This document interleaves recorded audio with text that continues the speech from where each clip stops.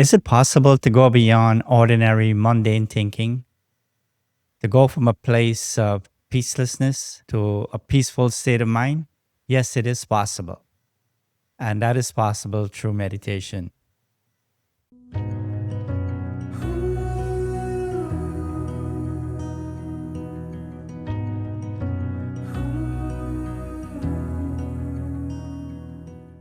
Hello, everyone. Welcome to the Spiritual Relationship Podcast. My name is Ken Hanuman, your host. The topic today is the three worlds. I would like to call it the three levels of consciousness. A good example, maybe, is if I'm watching the game in my living room and I'm focused on it, I can forget basically that I'm sitting in the living room and I feel as if I am in the stadium enjoying the game, or at least depending on whether your team is winning or losing, you're excited or you feel like you're losing the game, you feel upset. So you have just traveled, even though the body is in one place. Meditation is a little like that. I've been practicing Raj Yoga meditation for over 30 years. So this podcast is really about me sharing the experiences that I've had, the different l- topics. And as you can see in the episodes I did before, the first one is on what is the soul, where does it reside in the body, the nature of it, and to know that I, the soul, I am the one that is giving life to the body. I'm separate from the body. I can live without the body, but the body cannot live without me. So, right then and there, you are moving from the body consciousness, the ordinary Ken, with a daily life of job and responsibilities and all the stuff that's going on and all that information, all the training and all the experiences in our past and personality traits. That is a part of, you can say, the mundane life or physical life, materialistic. But it is possible for me to move from that awareness into soul consciousness, into a feeling that I am the soul, a being of light with the nature of peace, love, purity, power, inner wisdom, and understanding that I do have a divine nature. And this is common to all human beings, it's available to all of us. And if you relate to such things, or if you're interested in it, because consciousness, I guess, is something like the software. You have a lot of programs on your laptop, on your computer, but the ones that you play all the time is the one that is more powerful, that you're aware of. And the same thing with us. If we're focused more on the problems or the daily life, or we're so caught up in the world that we don't pay attention to sitting quietly and trying to understand who we are as a peaceful being or as a spiritual being, then it doesn't have any importance. It doesn't come into focus. You don't spend any time on it. Therefore, you're not able to go deeper into that experience.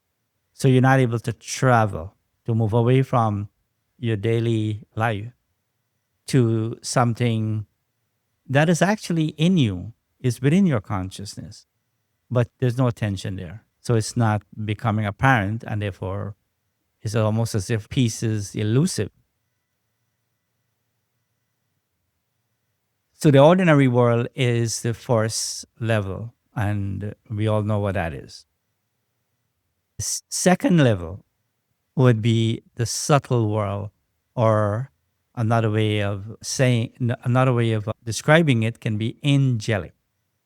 Why am I using this word angelic? Is because this word angelic is associated with a being that has awareness of itself as being light, with the personality of being benevolent and have compassion, and is always available and seem to be able to listen to others.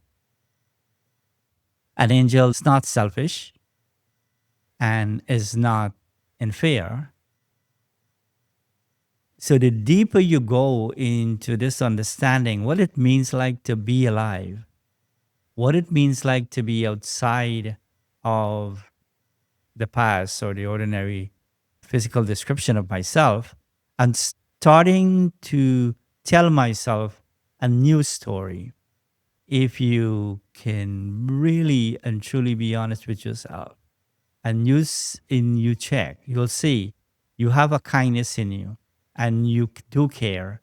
And many times when things are not going right in the world, you wish you could do something about it. You wish people were not suffering as they do. Mental illness is increasing, suicide rates are increasing, a lot of violence and hate, and everybody wants to rule the world and control others. It's, as Gandhi said, the world has enough for everyone, but it doesn't have enough for you to fulfill your greed. It is really important for us to sit quietly and go within. As I said in the first lesson, the mind can visualize and the mind can think. You can create thoughts. So, all these things that I'm saying, we have to think and visualize myself as being that angel being of light. Now, when I move out of like I go beyond the sun, the moon, the stars, like say, if you are on the moon and you're looking at the earth, right, it's totally different feeling, you know? So if you were to go beyond, you can envision, remember, you're not really and truly leaving, but you, the soul, in your awareness, you're visualizing this world of light. One yogi described it as a white light, like the full moon, brilliant but soft light.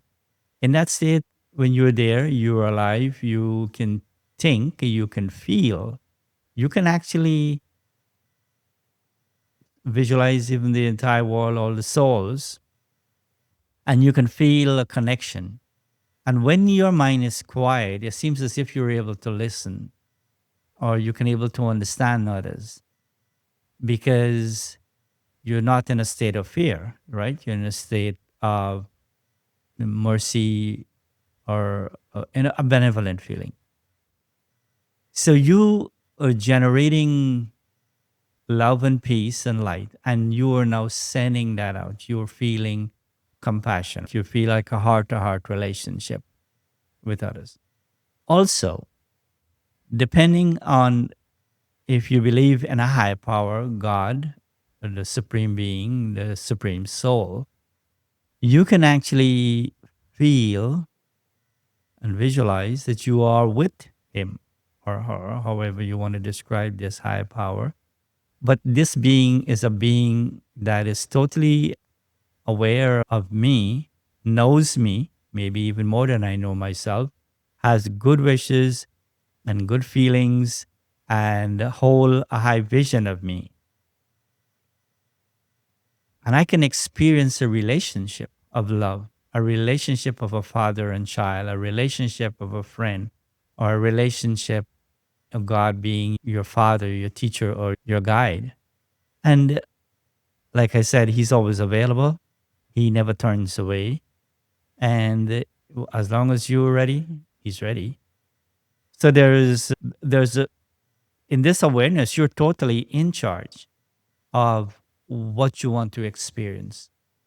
You can experience the angelic being giving to others, or you can experience the relationship that is inspiring you to become powerful and to become greater than a human being, sort of. You can practice these qualities of love and peace and happiness. This enables you to know yourself in a new light, in the eyes of God, if you like to say. So this is a subtle world, and that's a very short description. It's very creative to be in that. There's a new way of looking at yourself and the world.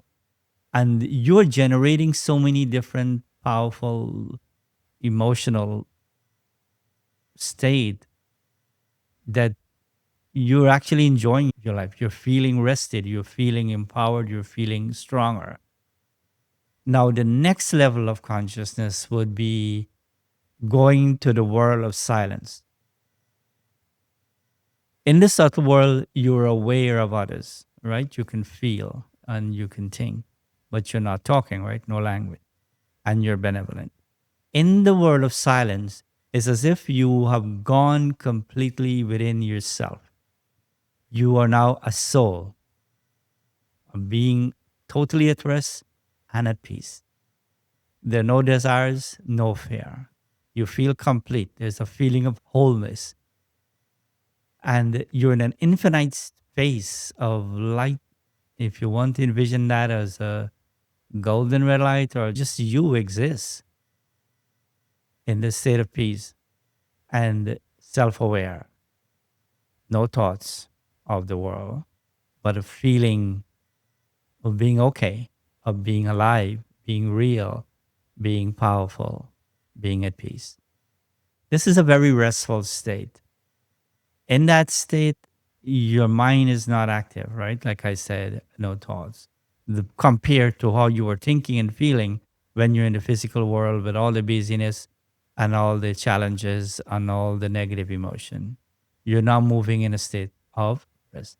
As you can see, I'm repeating myself, and then it's deliberate because I want you to have an experience, an understanding that in meditation, it has to be guided. It has to be, you have to know what you're doing. And this is why we have a course that we go through first. And then every single day, we're listening to what we call, it's like daily teachings.